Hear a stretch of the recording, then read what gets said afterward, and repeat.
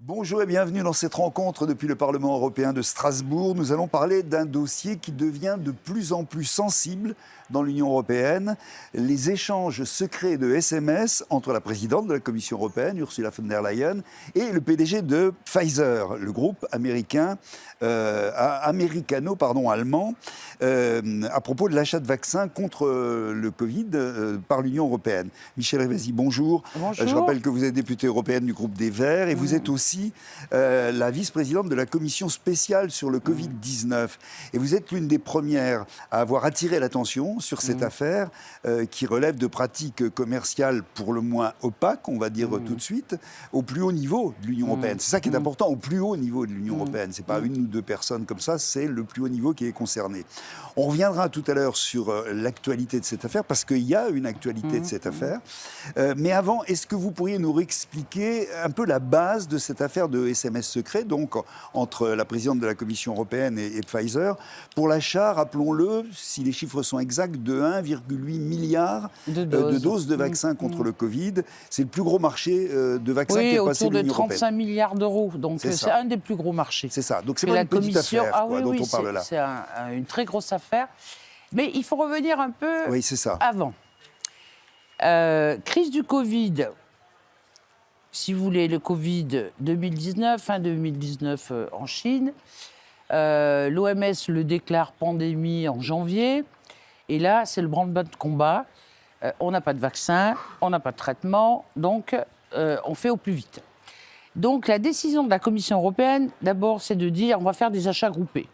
Parce que si on ne fait pas d'achats groupés, chaque pays va vouloir négocier avec les labos et les pays pauvres n'auront pas accès au vaccin. Donc ça part d'une bonne intention. Là-dessus, il y a 6 contrats qui sont faits, avec donc 6 labos différents. Après, il y en a 3 autres. Mais c'est Pfizer, c'est Sanofi, c'est CureVac, enfin bon. Et on leur donne déjà de l'argent pour qu'ils mettent au point des vaccins. Sachant qu'on pensait que ça prendrait plus d'1 an pour mettre des vaccins. Donc cet argent a été donné sur un budget qui a été voté par le Parlement. Mais lorsqu'ils ont passé les contrats, de suite, plusieurs parlementaires, dont moi, ont dit mais on veut avoir accès au contrat. On veut savoir c'est quoi les conditions du contrat. Pourquoi ? Parce qu'il y a déjà le prix du vaccin. Est-ce qu'il y a un brevet ou pas de brevet ? Est-ce qu'ils ont les capacités, vous voyez, de fabriquer ce vaccin ? Est-ce qu'il y a une responsabilité en cas d'effet secondaire ? Qui prend le risque et qui va indemniser ? Et là-dessus, on nous répond non.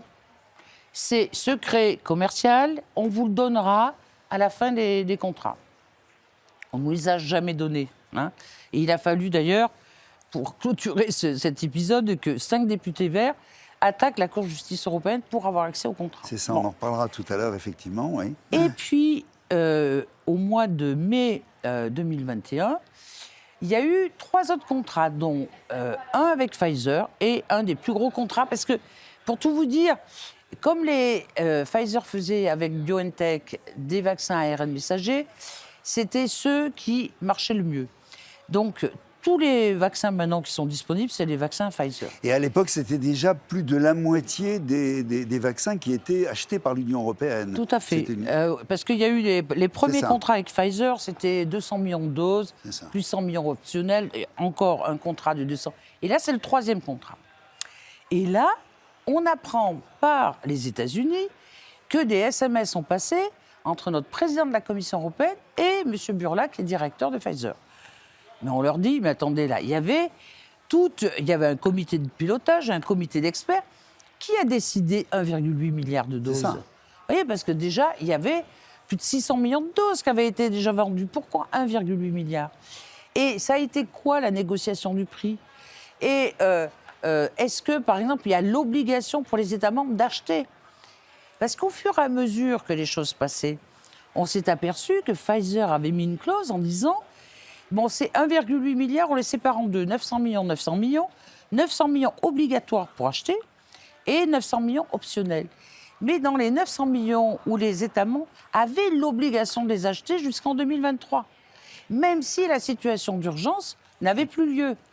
Et on se trouve exactement dans cette situation à l'heure actuelle. Vous voyez, à l'heure actuelle, on sait qu'il y a des négociations secrètes avec Pfizer parce que tous les États membres ne veulent plus acheter les doses. Il n'y a plus de demande. C'est ça. Donc ils disent, mais on ne va pas dépenser des milliards d'euros pour acheter des doses qui vont être stockées et qui vont être périmées, vous voyez, dans les 6 mois ou les 1 an.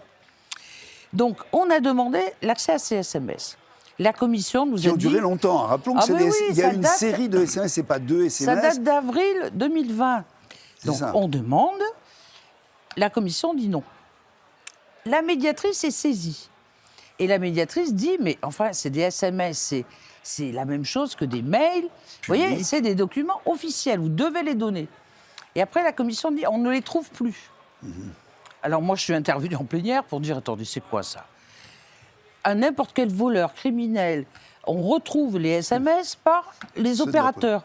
Ils sont en mémoire, donc qu'est-ce que c'est cette histoire qu'on ne peut pas les retrouver? Et pourquoi ça nous pose question? Parce que, vous voyez, au tout début de la pandémie, ils avaient mis en place tout un protocole. Vous voyez, ce comité de pilotage, où il y avait des représentants des États membres, ces experts qui évaluaient, vous voyez, un peu les différents types de vaccins. Mais là, c'est carrément notre présidente qui a passé un contrat. Les choses se passaient ailleurs, en réalité. Les choses se passent ailleurs. Et ça, c'est outrepasser, si vous voulez, les traités européens. Et c'est ce que dit la médiatrice. Elle dit, là, il y a une maladministration.